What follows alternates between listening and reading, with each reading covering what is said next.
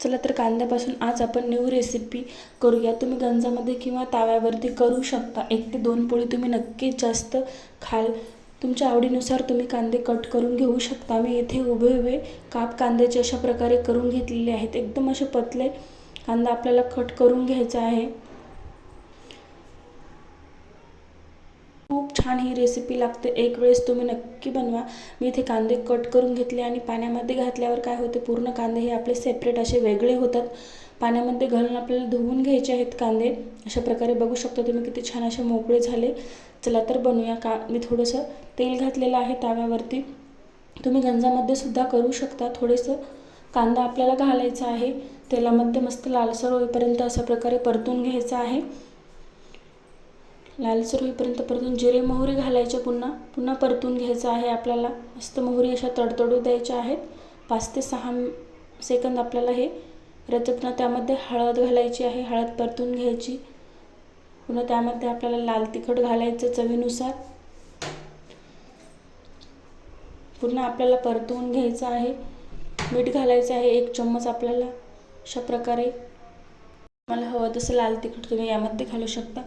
आणि थोडंसं मी 5 ते 6 लसणाच्या कळ्या अशा कुटून घेतलेल्या आहेत। लसणाच्या कळ्या ते यामध्ये घातलेल्या आहेत। तुम्ही कुटून सुद्धा लसण घालू शकता, तुमच्या आवडीनुसार आहे। अशा प्रकारे जर लसण घातला तर खूप छान लागतो। आणि आता परत आपले जे कांदे आहेत कट केले ते पूर्ण कांदे यामध्ये आपल्याला घालून घ्यायचे आहेत। बघू शकता तुम्ही असं कांद्याला किती छान असा मस्त कलर आलेला आहे। मस्त असा आपण ही कांद्याची चटणी बनवली की मस्त असा वास सुटतो या चटणीचा, खूप छान लागतो। वासानेच खावीशी वाटणारी ही कांद्याची चटणी तुम्हाला नक्कीच आवडेल। जर तुम्ही अशा पद्धतीने बनवली तर भरपूर असा कोथिंबीर घालायचा आहे वरून।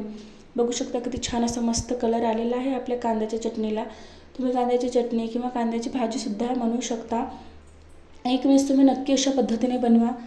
उन्हाळ्याचं जेवण जात नाही, तेच ते भाजी खाऊन कंटाळा जर आला असेल तर तुम्हाला कांद्याची चटणी अशा प्रकारे तुम्ही नक्की बनवा एक वेळेस। बघू शकता किती छान अशी झालेली आहे। तुम्ही 5 ते 6 कांद्याची चटणी जर बनवली तर 2च कांद्याची चटणी होते, ही निम्मी चटणी होत असते, अर्धीच होते। बघू शकता मी किती कांदे कट केले होते आणि किती कमी अशी चटणी झालेली आहे। अशा प्रकारे प्लेट झाकून ठेवायची 2 मिनिटं।